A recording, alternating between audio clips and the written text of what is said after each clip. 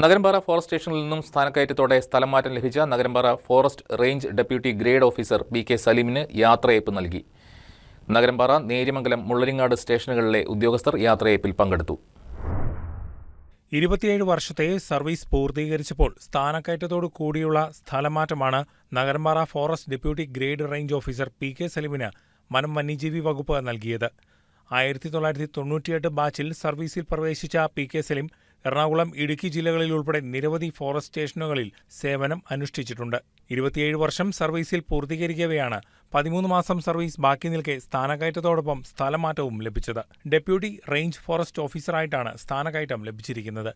ചാലക്കുടി ഡിവിഷനിലെ വെള്ളിക്കുളങ്ങര റേഞ്ചിലെ മുപ്ലിയം ഫോറസ്റ്റ് സ്റ്റേഷനിലേക്കാണ് സ്ഥലം മാറ്റം. സഹപ്രവർത്തകരുടെ നേതൃത്വത്തിൽ ഇദ്ദേഹത്തിന് യാത്രയയപ്പ് നൽകി. നഗരമ്പാറ എസ്.എഫ്.ഒ. ഡി. അനിൽ ഘോഷ് സ്വാഗതം ആശംസിച്ച യോഗത്തിൽ Nagarampara deputy forest range officer KC. Aneesh അധ്യക്ഷത വഹിച്ചു. Kothamangalam flying squad range officer Vishnuraj, Nagarampara section forest officer Madhu Damodaran, beat forest officer Manjutty Thankachan, flying squad grade deputy SFO. TK. Muhammad Ashraf, Mullaringad range SFO. KP. Mujeeb, RRT. Watcher Manoj Gopi, Neriyamangalam range ഓഫീസിലെ സീനിയർ ക്ലർക്ക് നീതു ഷാജി തുടങ്ങിയവർ ആശംസകളർപ്പിച്ച് സംസാരിച്ചു.